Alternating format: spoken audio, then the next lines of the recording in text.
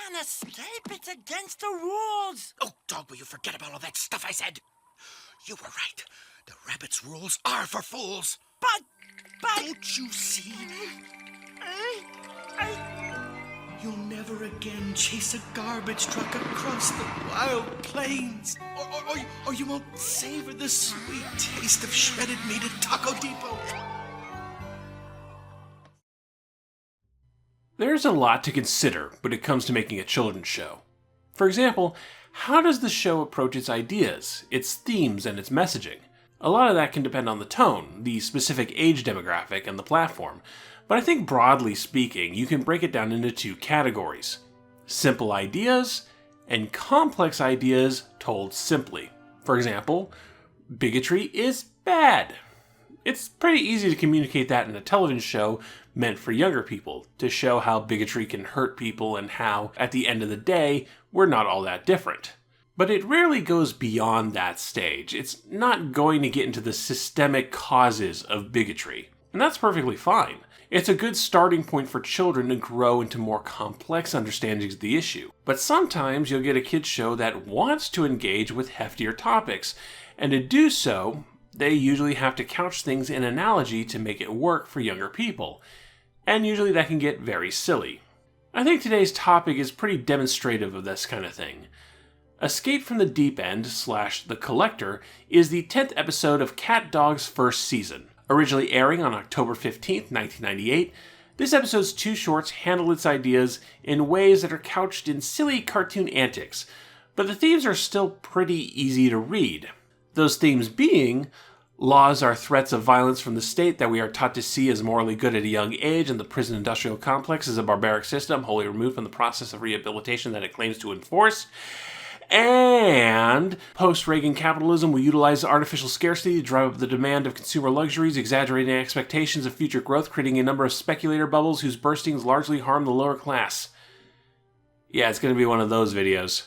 The first short, Escape from the Deep End, was written by Andy Reingold, who also wrote for All That and Kablam, and would later become the head writer for shows like Undergrads, Codename Kids Next Door, Skunk Fu, and Angelo Rules. It was directed by Russ Mooney, CatDog's supervising director, and one of those old hands in animation who's worked in just about everything, from heavy metal to Chippendale Rescue Rangers to Duckman to the Looney Tunes show. Cat and Dog are trying to enjoy a fun day at the local pool, but it's run by the authoritarian Rancid Rabbit, and he enforces a huge list of rules that suck all the fun out of the activity. Not just the usual no running, but things like no backstrokes and no dripping. And when one inevitably breaks one of those rules, like Dog does when he cannonballs off the diving board, you get captured and imprisoned.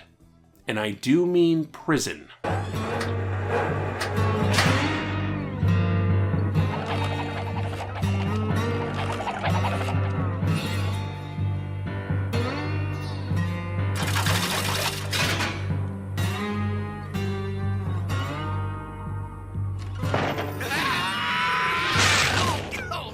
Initially, Cat is thrilled. He's a goody two-shoes that believes in the justice system, such as it is, and thinks Dog deserves punishment for breaking the rules, even if it means Cat is also in prison because they're a cat dog. Cat ends up becoming Warden's pet, snitching on the other inmates when they break the rules in search for the slightest comfort, like sitting down and having a rest, resulting in the prisoners retaliating against him. Things come to a head when Cat and Dog are sent to a hotbox, a type of torture with quite the terrifying history in the real world. Cat embraces it at first, going so far as to administer drip torture on Doug until he's compliant. But this isn't enough for the Warden. I'm thinking you boys could use a couple more months. You don't understand. We followed the rules. No, you don't understand. I just changed the rules. You can't change the rules.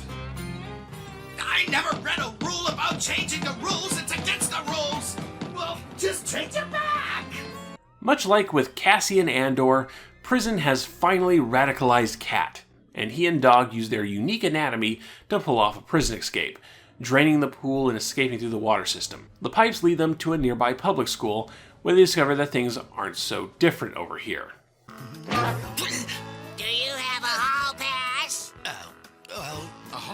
guess. No talking back. It's against the rules. No! Whoa! It's detention for you two juvenile delinquents. Because where else do we learn to obey the system of governance and accept the rule of law but at school? It's honestly surprising how straightforward Escape from the Deep End is with its anti-prison messaging. Now you might argue that instead the cartoon is spoofing on prison movies in a way that many cartoons spoof on adult media.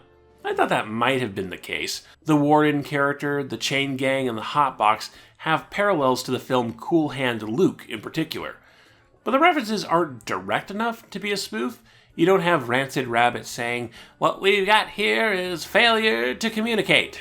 If it's drawing anything from Cool Hand Luke, it's its themes of prison abuse and how the system of law is weighted against you. And I really don't think I'm reading too much into it.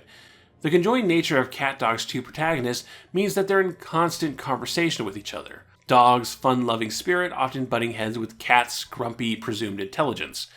The cartoon has them in debate as to if following the rules is all it's cracked up to be, especially if these are the consequences of following rules.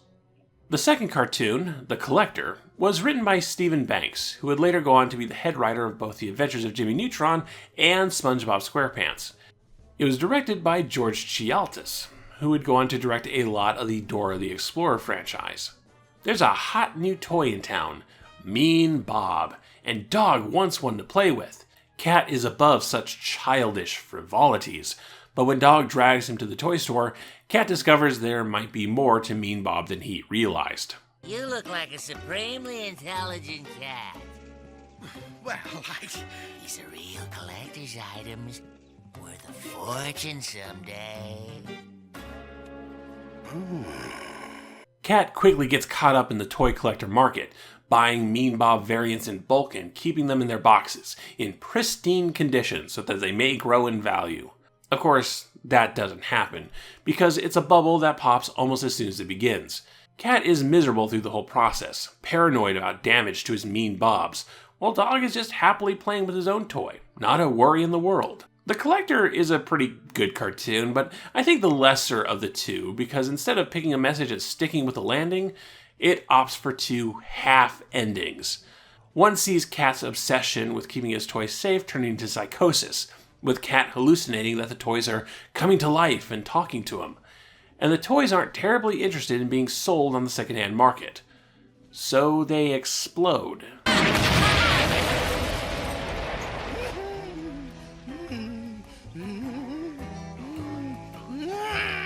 Cat! You finally played with your toys!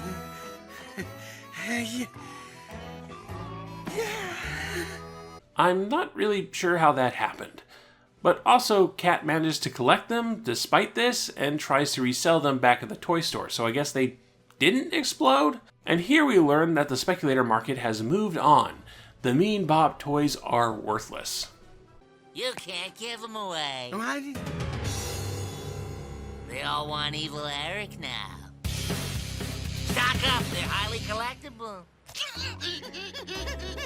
It's clear that the collector is commenting on these kind of trends we see time and time again in our real world, where new items are given assumed value sometime in the future, and you should buy them now. They're an investment. We saw it with baseball cards, we saw it with comic books.